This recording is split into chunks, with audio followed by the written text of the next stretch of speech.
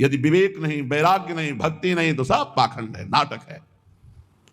स्वांतर भाव विरोधिनी, एक तो काम क्रोध लोभ मोह मद मत्सर, और दूसरे ये जब हम परमार्थ में चलते हैं तो ये दंभ पाखंड बनावटीपना, ये हमें अंतर्भाव से विमुख कर देता है, ये बहिर्मुख करके भगवत विमुख कर देता है। इसलिए श्रीपाद प्रबोधानंद जी महाराज कह रहे हैं स्वांतर भाव विरोधिनी व्यवहृति सर्वासनिस्त्यजताम। फिर ध्यान दीजिए, कोई भी दोष त्यागने के लिए धीरे धीरे उपाय कीजिए। जैसे आपको कोई व्यसन छोड़ना है तो 15 दिन ले लिए, 1 महीना ले लिए, अब 1 महीने में अभ्यास के द्वारा उसे छोड़ दो, और जहां छोड़ दो फिर जिंदगी में दोबारा उसे स्वीकार मत करो। शनै त्यज्यताम, धीरे धीरे विषयों का त्याग करें। ये सहसा जो ना आज ये कसम वो कसम वो कसम, 10 दिन में सब भूल गए, फिर वैसे चलने लगे, ऐसे नहीं चला जाता।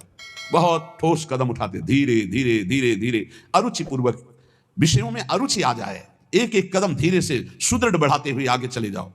स्वांतश्चिंतित तत्वमेव सततम सर्वत्र संधीयताम, अंतर में जो हमारा चिंतनीय तत्व है सी प्रिया प्रीतम जो, तो सततम सर्वत्र संधीयताम, जिधर देखो उधर उनको देखने की वृत्ति लाओ। चिद चिद लक्षणम सर्वम राधा कृष्णमयम जगत, अरे इसके भी हृदय में प्रिया प्रीतम है, इसके भी हृदय में प्रिया प्रीतम, जो सामने आवे इसके भी हृदय में प्रिया प्रीतम है। स्वांत, ये सिद्ध होने के लिए अत्यंत आवश्यक है। स्वांतर भाव विरोधनी व्यवहृति सर्वासनिस्त्यज्यताम, अंतर्भाव में जो हमें गुरुदेव ने भाव देह की प्राप्ति के लिए मंत्र दिया, उपासना दी, भाव दिया, उसके विपरीत व्यवहारों का त्याग करना है। हम बिके हुए हैं, हमारा स्वतंत्र जीवन नहीं है, हम इष्ट और गुरु के बिके हुए हैं। हमको वही व्यवहार करना है जो इष्ट गुरु की प्रसन्नता का हेतु हो। उसके विपरीत हमारे में जो जो दोष हैं हम धीरे धीरे उनका त्याग कर रहे हैं, धीरे धीरे हम ऊपर उठते जा रहे हैं, ऐसी भावना से चले। और स्वांतस् चिंतित तत्वमेव सततम सर्वत्र संधीयताम, जो हमारा उपास्य देव है वो सब में विराजमान है, ऐसा भाव कीजिए। सिय राम मैं सब जग जानी, करो प्रणाम जोरी जुग पानी। गोस्वामी तुलसीदास जी, भगवान शंकर जी कह रहे चिद चिद लक्षणम सर्वम राधा कृष्णमयम जगत, चेतन अचेतन सब में राधा कृष्ण विराजमान है। स्वांतस् चिंतित तत्व प्रिया प्रीतम और सततम सर्वत्र संधीयताम, जहां भी दृष्टि जाए वहां अपने आराध्य देव की देखने का अभ्यास करें। तदभावे क्षणतः सदा स्थिर चरिन्यादृक् तिरोभाव्यताम, जब आप सर्वत्र अपने प्रभु को देखेंगे तो उपासना में प्रथम आपको पहले जड़ चैतन्य देखेगा, फिर इष्ट भाव, और जब सिद्धावस्था आती है तो जड़ चैतन्य कछु नहीं दिखत, जित दीखत तित श्याम खड़े, बिवहल बिकल सभार न तन की, घूमत नयना रूप भरे। जिधर देखता है अपना प्रीतम, न जड़ न चैतन्य। तो बोले तदभावे क्षणतः सदा स्थिर चरिन्यादृक् तिरोभाव्यताम, अब तिरोभाव हो गया जड़ चैतन्य का, जिधर देखता है अपना इष्ट, ये सिद्ध पुरुष की स्थिति है।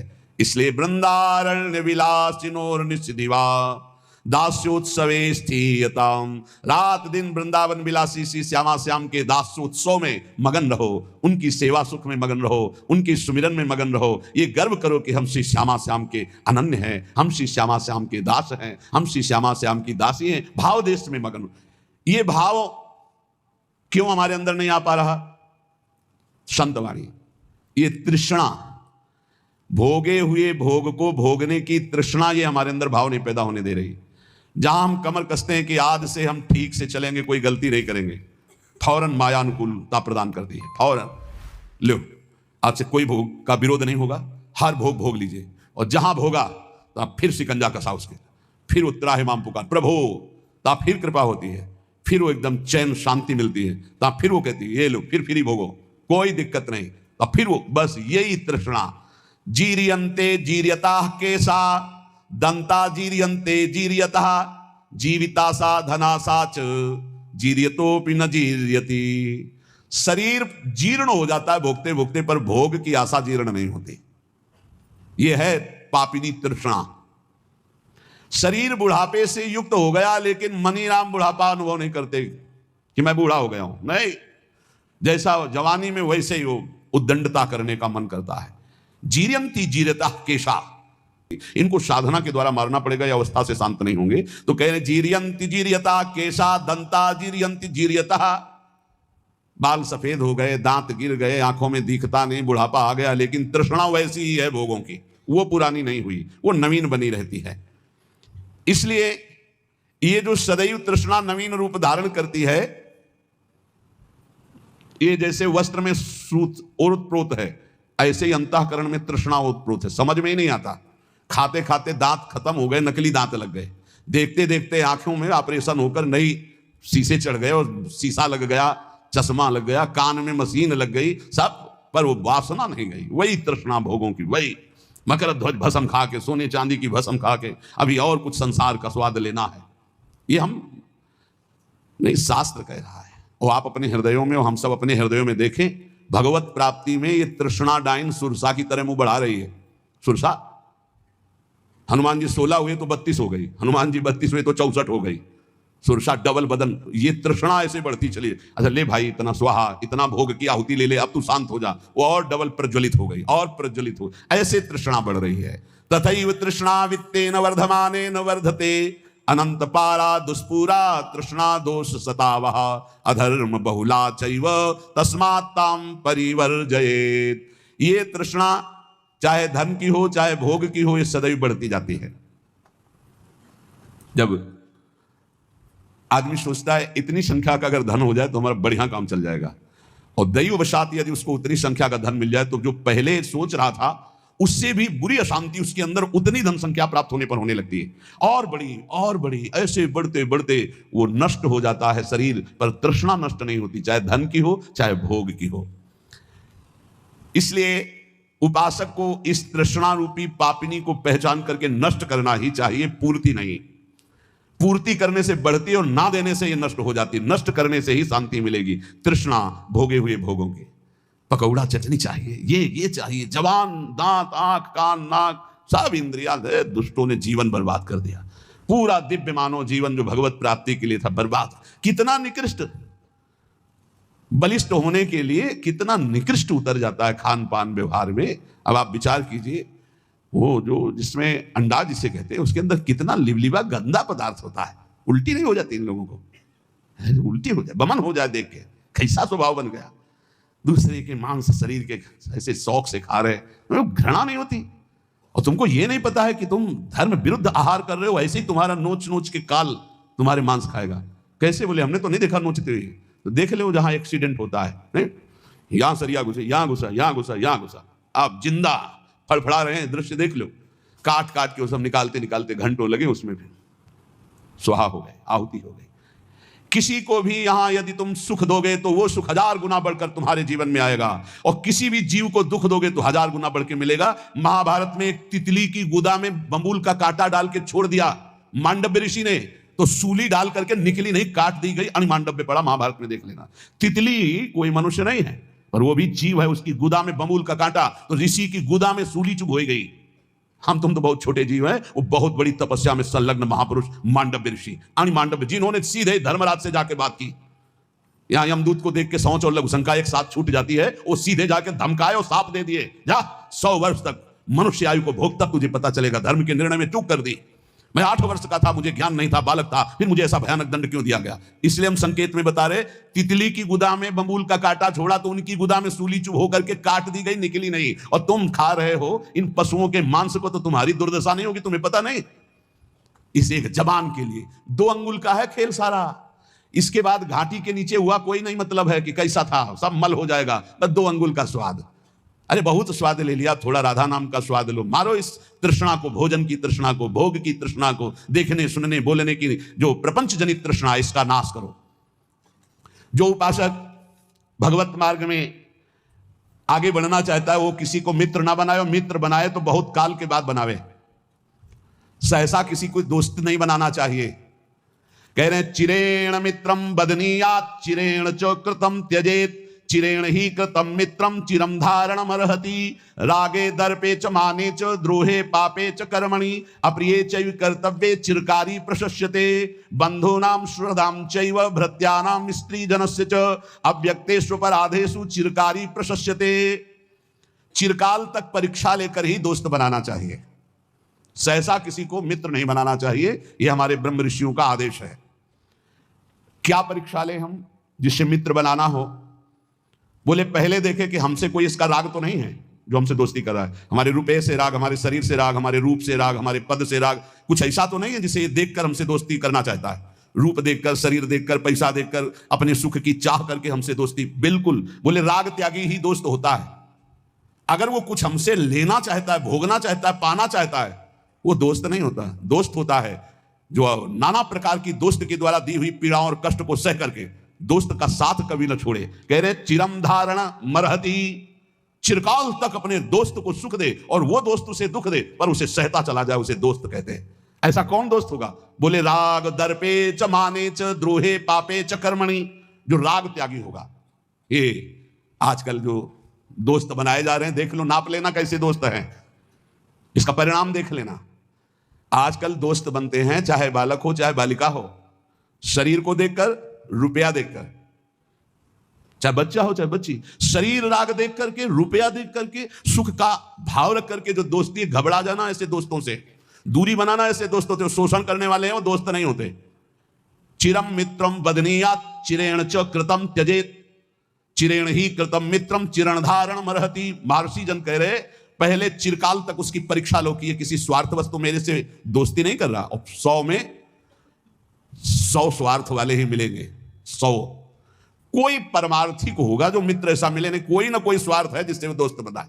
चिरकाल तक इंतजार करो, ये किसी स्वार्थ के बसी मित्र वही जो अपने मित्र के लिए प्राणों का त्याग कर दे। कुपथ निवार सुपंथ चलावा। पहला पहचान, तुम्हारे किसी भोग सामग्री, विद्वता, राग, पद, प्रतिष्ठा, इसको देखकर तो नहीं दोस्त बना रहा, हट जाओ, वो दोस्त नहीं, वो स्वार्थी। दूसरा दर्प, अहंकार। अहंकारी को कभी मित्र नहीं बनाना चाहिए। अगर अहंकारी को मित्र बनाओगे तो उसके अहम में ठेस पड़ेगी तो तुम्हारा नाश कर देगा वो। तीसरा द्रोह, जो सबसे लड़ाई झगड़ा और द्रोह करने वाले, ऐसे को कभी मित्र नहीं बनाना चाहिए। चौथा, जो पाप कर्म प्रिय है, ऐसे कभी को दोस्त नहीं बनाना चाहिए। पांचवा, जो शास्त्र विरुद्ध खान पान करता है, अप्रिय कर्तव्य, शास्त्र विरुद्ध खान पान, कभी ऐसे को दोस्त नहीं बनाना चाहिए। चिरकाल तक कर्तव्य की परीक्षा लेकर के ही दोस्त बनाना चाहिए। ये कर्तव्य परायण है, ये हमारे प्रति दोस्ती निष्काम भाव से रख रहा है, ये हमारे किसी स्वार्थ से नहीं। ऐसे मित्र होते हैं, बिरले ही होते, ऐसे देखे भी है। ऐसे भी मित्र होते हैं कि वो प्राणों की बाजी लगा देंगे लेकिन स्वार्थ की कहीं गंध नहीं और आपका अमंगल और अहित नहीं होने देंगे। ऐसे मित्र दो ही होते हैं, या भगवान और या भगवान का भक्त, दूसरा नहीं होता। स्वार्थ रहित जग जुग उपकारी, तुम्हार सेवक असुरारी। भगवान और भगवान का भक्त, थोड़ी भी भक्ति है तो ऐसा मित्र बना लो, हानि नहीं होने वाली। भगवान से विमुख है तो कोई भी हो, स्वार्थ कुछ न कुछ देख करके ही दोस्ती करता है।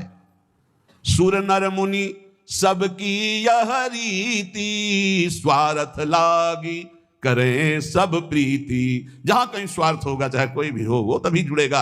अगर स्वार्थ रहित प्यार है तो भगवान और भगवान के निर्मल प्रेमी महाभागवतों में।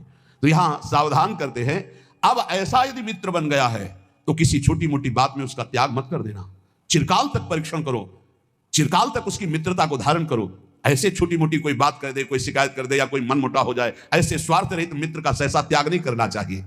बंधुनाम सुहृदाम च भृत्यानाम स्त्री जनस्य च अव्यक्तेषु पराधेषु चिरकारी प्रशस्यते।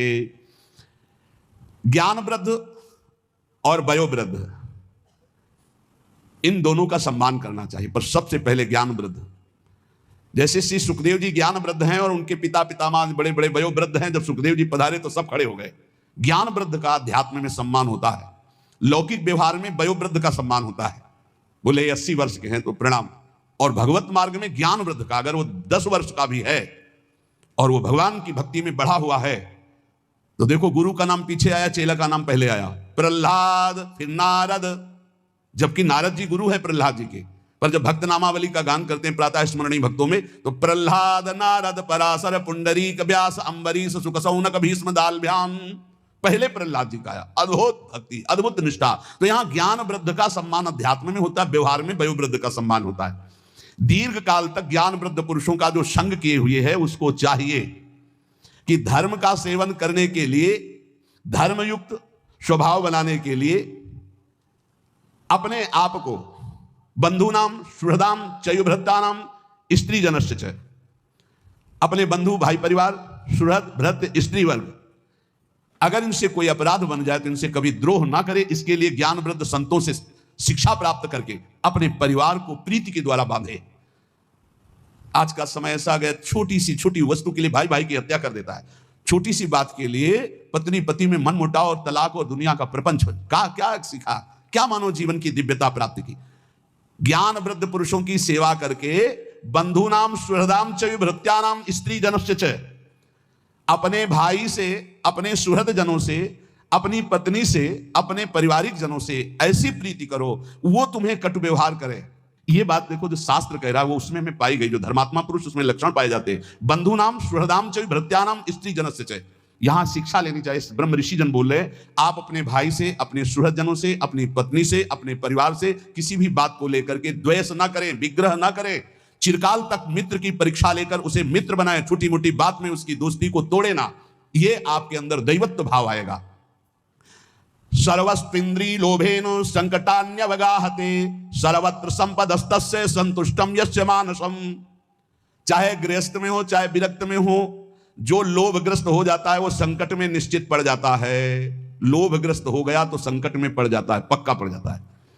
इंद्रियों के लोभग्रस्त होकर धन के लिए, भोग के लिए यदि जाएगा तो संकटग्रस्त हो जाएगा, मारा जाएगा पक्का। श्री दत्तात्रेय जी ने बाज को, श्यान पक्षी को गुरु बनाया। वो एक मांस का टुकड़ा लिए जा रहा था, कई पक्षी दौड़े तो उसने विचार किया कि मेरे ऊपर झपटेंगे, मांस का टुकड़ा छोड़ दिया, सब पक्षी उस पर टूट पड़े, आराम से चल पड़ा। बोले ऐसा होना चाहिए, ऐसा होना चाहिए, इसलिए उनको गुरु बनाया श्यान पक्षी को, साधु को ऐसा चाहिए। जहां देखे कि इस वस्तु या इसके कारण प्रपंच, वैभव और संपत्ति और लोभग्रस्त पुरुष कोई हो, चाहे गृहस्थ हो चाहे विरक्त हो, अंततो गत्वा संकट में फंसकर मारा जाता है। इसलिए चित्त में संतोष धारण करे। सर्वत्र भरी हुई संपत्ति है, संतोषी पुरुष को बड़ा आनंद है संतोष में। संतोष रूपी धन आ गया तो सब धन धूल समान। चाहे जितना धन हो, संतोष ना हो, दरिद्री है। जिस समय संतोष हृदय में आया उसी समय वो महान बन जाता है।